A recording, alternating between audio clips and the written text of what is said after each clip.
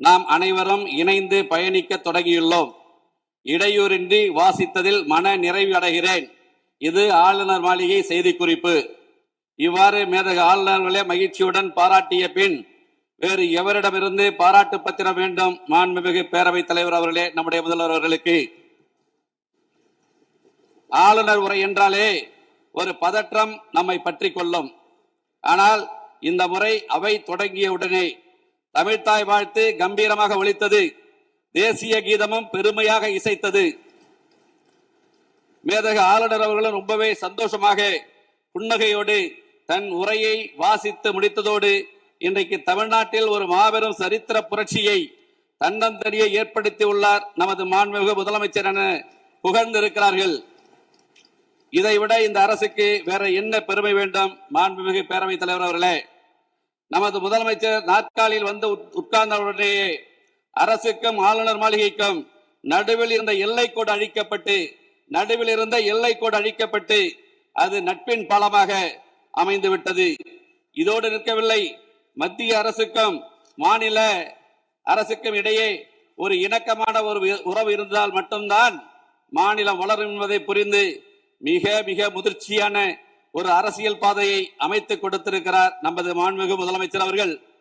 இதுதான் மற்ற தலைவர்களுக்கும் வழி நடத்த தெரிந்த நமது மாண்புமிகு முதலமைச்சர் அவர்களுக்கும் உள்ள வித்தியாசம் என்பதை இந்த அவையில் நான் தெரிவித்துக் கொள்ள கடமைப்பட்டிருக்கிறேன்.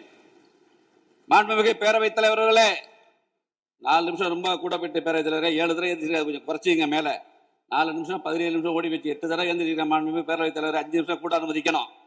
மாண்புமிகு பேரவைத் தலைவர்களே, நம்பிக்கையில் சிறந்தது தன்னம்பிக்கை.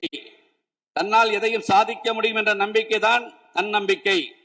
இந்த தன்னம்பிக்கையை தாரக மந்திரமாக கொண்டு தடைகளை தகர்த்தெறிந்து இந்த விசில் புரட்சி மூலம் தமிழ்நாட்டில் நல்லாட்சி அமைய வேண்டும், இந்தியாவிலேயே தமிழ்நாடு முதன்மை மாநிலமாக விளங்க வேண்டும் என்ற தமிழக மக்களின் எதிர்பார்ப்பை பூர்த்தி செய்ய தற்பொழுது பூர்வாங்க நடவடிக்கைகள் தொடங்கப்பட்டுள்ளது என்பதை மகிழ்வுடன் தெரிவித்துக் கொள்கிறேன். மாண்புமிகு பேரவைத் தலைவர் அவர்களே, ஆளுநர் உரை மீதான நன்றி தெரிவிக்கும் தீர்மானத்தின் மீது எனது உரையை நிகழ்த்துவதற்கு முன்பாக எனது மன்னார்குடி சட்டமன்ற தொகுதி தொடர்பான 2-3 கோரிக்கை தான். பேரவைத் தலைவர்களே, மன்னார்குடியில் 125 ஆண்டு நகராட்சி, மன்னார்குடி நகராட்சி இதுவரை ஒருங்கிணைந்த நீதிமன்ற வளாகம் அங்கே இல்லை. பல முறை முயற்சித்தும் நீதிமன்ற வளாகம் அங்கே இல்லை. அதை போல விளையாட்டில் ஆர்வம் உள்ளவர்கள் அதிகம் இருக்கிற பரவாக்கோட்டை மற்றும் உள்ளிக்கோட்டை பகுதியில் விளையாட்டு அரங்கம் அமைத்து தர வேண்டும். நீடாமங்கலம் பேரூராட்சி பழமையான பேரூராட்சி, இதுவரை அங்கே பேருந்து நிலையம் அமைக்கப்படவில்லை, அமைப்பித்து தர வேண்டும் என்கிற எனது வேண்டுகோளை வைக்க விரும்புகிறேன்.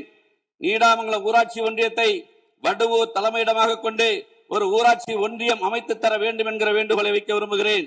அதே போல இடமலை கிராமத்தில் கைப்பந்துக்கென உள் விளையாட்டு அரங்கம் அமைப்பு தர வேண்டும் என்ற கோரிக்கையை வைக்க விரும்புகிறேன். மாண்புமிகு பேரவைத் தலைவர்களே, பெரியார் பகுத்தறிவு சித்திரம் தீட்டினார் பெரியார், பெருந்தலைவர் காமராஜர் கல்வி சித்திரம் தீட்டினார் காமராஜர், பேரறிஞர் அண்ணா சுயமரியாதை சித்திரம் தீட்டினார் பேரறிஞர் அண்ணா, புரட்சி தலைவர் எம்ஜிஆர் சத்துணவு திட்டம் தீட்டினார் புரட்சி தலைவர் எம்ஜிஆர், புரட்சி தலைவி அம்மா அவர்கள் பசிப்பிணி போக்க அம்மா உணவு என்ற அற்புதமான திட்டத்தை தீட்டினார். நம் முதல்வர்கள் அமைதி புரட்சி என்ற திட்டத்தை, தமிழ்நாட்டில் அமைதி நிலவ வேண்டும் என்று திட்டம் தீட்டிக் கொண்டிருக்கிறார் என்றால் அது மிகையாகாது. ஆளுநர் உரைக்கு நன்றி தெரிவிக்கும் தீர்மானத்தின் மீது ஒரு சில உறுப்பினர்கள் சட்டம் ஒழுங்கு சீரழிந்து விட்டது என்று பேசினார்கள். இந்த சூழ்நிலையில் கொலை, கொள்ளை, பாலியல் துன்புறுத்தல்கள் ஒரு சில மாதங்களுக்கு கட்டுக்குள் கொண்டு வருவது என்பது யாராலும் இயலாத காரியம். அவற்றை எல்லாம் சரி செய்ய காவல்துறையை மக்களின் நண்பனாக மாற்றி தமிழ்நாட்டில் சட்டம் ஒழுங்கை நிலைநாட்டும் முயற்சியில் மாண்புமிகு முதலமைச்சர் அவர்கள் தீவிரமாக ஈடுபட்டு வருகிறார்கள். ஆளுநர் உரை பத்தி 18 பெண்களின் பாதுகாப்பினை பேணி காப்பது, பெண்களுக்கு எதிராக இரும்பு கரம் கொண்டு ஒடுக்குவதற்காக சிங்கப்பெண் அதிரடிப்படை உருவாக்கப்பட்டிருக்கிறது. இந்த அரசால் உருவாக்கப்பட்டுள்ளது.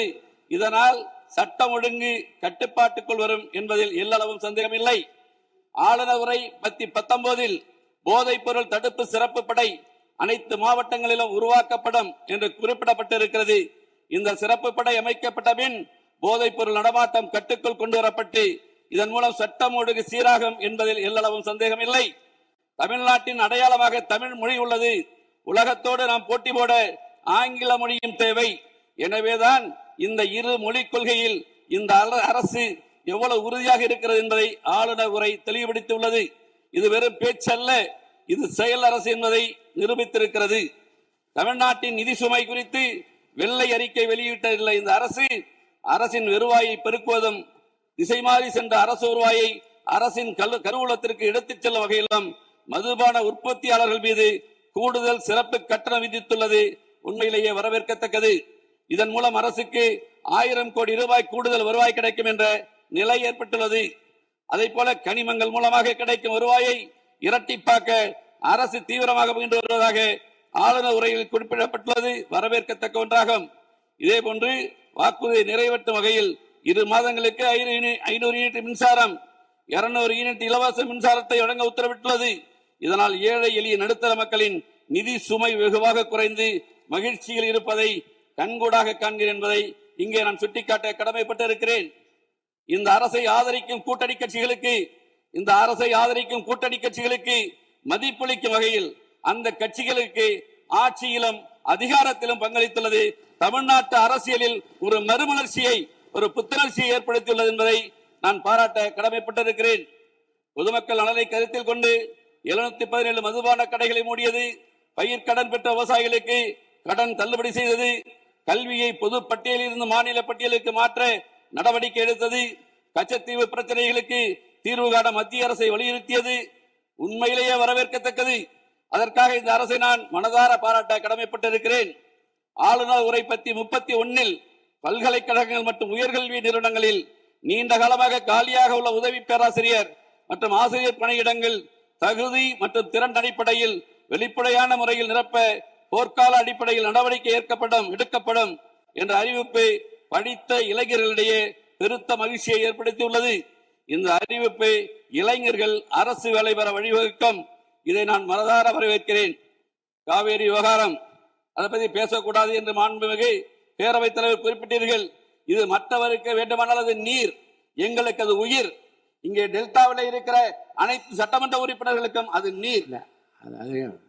விவசாய நலனை பாதுகாப்பதற்கும் தமிழ்நாட்டு மக்களின் எதிர்பார்ப்பை நிறைவேற்றுவதற்கும் சட்ட ரீதியாக எப்படி எதிர்கொள்வது என்பதை பற்றித்தான் தீர்மானம் முழுமையாக நிறைவேற்றியிருக்கிறார்கள். அருள் கூர்ந்து மேகதாது பற்றி பேச வேண்டாம் என்று கேட்டுக்கொள்கிறேன். அன்புமிகு பேரவைத் தலைவர்கள், நான் அதுக்குள்ள போல. காவேரி எங்களுக்கு உயிர், டெல்டா மாவட்டங்களுக்கு உயிர், இங்க இருக்கிற மற்றவர்களுக்கு அது நீர், எங்களுக்கு உயிர். மாடு கட்டி போரடித்தால் மாளாது என்று சொல்லி யானை கட்டி போரடித்த எங்கள் பகுதி, சோழ வளநாடு இந்த நாட்டிற்கே சோறு போட்டது என்று கூறிய பகுதி எங்கள் பகுதி. அந்த பகுதியிலிருந்து உணர்வோடு பேசுகிறோம்.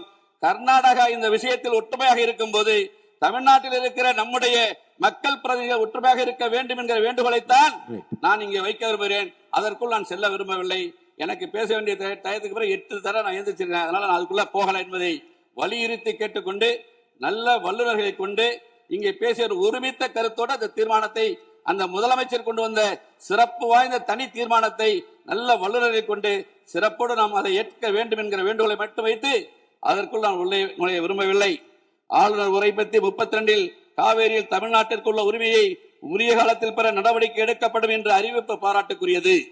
நிலத்தடி நீர்மட்டத்தை உயர்த்தவும் மழை காலங்களில் ஒரு நீரை சேமிக்கவும் ஏதுவாக ஏரிகள் மற்றும் குளங்கள் பராமரிப்பு திட்டம் ஒவ்வொரு ஆண்டும் செயல்படுத்தப்படும் என்ற ஆளுநர் உரையில் அறிவிக்கப்பட்டுள்ளது மிகுந்த மகிழ்ச்சி அளிக்கிறது.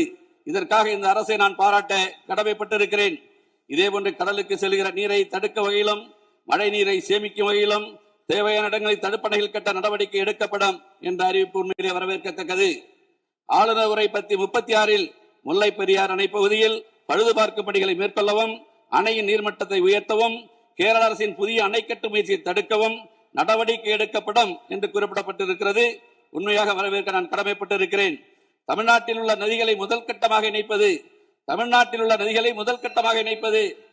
10 நிமிஷம் 11 நிமிஷம் 8 நிமிஷம் ஏஞ்சுவாங்க பேரவைத் தலைவர்களே. 8 தடவை ஏஞ்சுவாங்க. 5 நிமிஷம் கூட விடுங்க, முடிக்க ஒரே பக்கம் தான். இன்னைக்கு நல்ல எக்ஸசைஸ் உங்களுக்கு 8 முறை எழுந்து முடிச்சிடறேன். இல்ல பேரவைத் தலைவர் 11 நிமிஷம் ஓடி இருக்கு. 8 தடவை இடையில குறுக்கிட்டு இருக்காங்க என்ன பேரவை உறுப்பினர்கள். ஒரு 4 நிமிஷம். தமிழ்நாட்டில் உள்ள நதிகளை முதற்கட்டமாக இணைப்பது மற்றும் தென் மாநிலங்களில் உள்ள நதிகளை இணைப்பது ஆகியவற்றை மேற்கொள்ள இந்த அரசு தீவிர முயற்சி செய்யும் என்ற அறிவிப்பு தமிழ்நாட்டு மக்களிடையே பெருத்த மகிழ்ச்சியை ஏற்படுத்தியுள்ளது. நிறைவேற்றார். இதே போன்று அரசு துறையில் உள்ள காலி பணியிடங்களை நிரப்புதல், சிறந்த மின் ஆளுமை சேவைகள் பொதுமக்களுக்கு வழங்குதல், ஒலிம்பிக் உயர்திறன் மையங்கள், மேலும் தொழில் வளர்ச்சிக்கான அரசாக, வேளாண் வளர்ச்சிக்கான அரசாக இந்த அரசு விளங்கிக் கொண்டிருக்கிறது.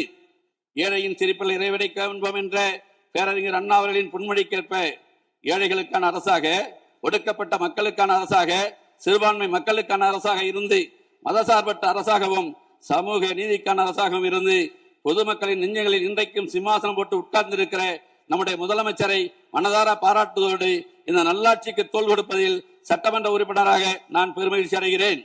மொத்தத்தில் இந்த ஆளுநர் உரை தமிழ்நாட்டு மக்களை வளர்ச்சி பாதையில் அழைத்துச் செல்லும் முறையாக, தமிழ்நாட்டை அமைதி பூங்காவாக மாற்றும் முறையாக அமைந்துள்ளது என தெரிவித்து வாய்ப்பளித்த உங்களுக்கு நன்றி கூறி, எனது மன்னார்குடி சட்டமன்ற தொகுதியில் சமீபத்தில் பள்ளி குழந்தைகள் 3 பேர் இறந்திருக்கிறார்கள். 5/6/2025 அன்று அரசு பள்ளியில் படிக்கிற 3 மாணவர்கள். நம்முடைய முதலமைச்சர் அந்த குடும்பங்களுக்கு உதவி இருக்கிறார், இல்லை என்று சொல்லவில்லை. அதில் வருத்தம் என்னவென்றால், முதலமைச்சர் மேல் வருத்தம் கிடையாது. அந்த குடும்பத்தில் 3 குடும்பத்திலும் ஒரு ஆண் பிள்ளைகள் தான். இந்த 3 ஆண் பிள்ளைகளும் இறந்து விட்டார்கள். அந்த 3 குடும்பத்திலும் ஒரு ஆண் பிள்ளை, ஒரு குடும்பத்தில் ஒரே ஒரு ஆண் பிள்ளை, இன்னொரு குடும்பத்தில் ஒரே ஒரு ஆண் பிள்ளை, இன்னொரு குடும்பத்தில் ஒரு ஆண் பிள்ளை, ஒரு பெண் பிள்ளை. மொத்தத்தில் அந்த 3 குடும்பங்களிலும் 3 ஆண் பிள்ளைகளும் இறந்து விட்டார்கள். உங்கள் மூலம் மாண்புமிகு முதலமைச்சரை நான் கேட்டுக்கொள்வது, அந்த 3 குடும்பங்களுக்கும் அரசு வேலைவாய்ப்பில் முன்னுரிமை கொடுக்க வேண்டும் எனக்கு வேண்டி கேட்டு உங்களை மனதார பாராட்டி விடைபெறுகிறேன். நன்றி, வணக்கம்.